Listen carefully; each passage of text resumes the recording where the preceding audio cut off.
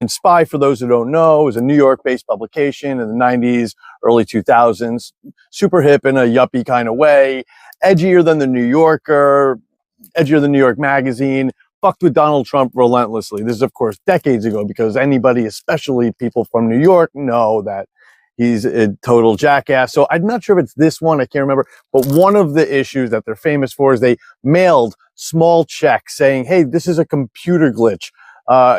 Here's like 18 cents, here's 10 cents to hundreds of the wealthiest people in New York to see who was, such a cheapskate that they deposited them. And of course, Donald Trump, spoiler alert, deposited the most checks, I think down to like a couple of cents. Nevertheless, thrifty, maybe one of his better qualities, I guess.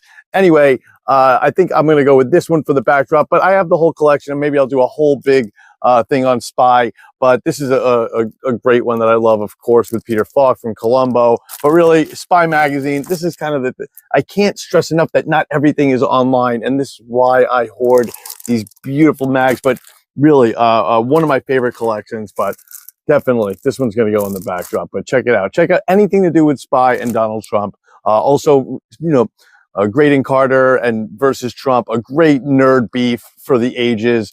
Look into that. If you've had enough of Drake versus Kendrick, look up Donald Trump versus the former editor of Spy and Vanity Fair. It's a dope one. But really, this is one you ought to check out if you're not familiar.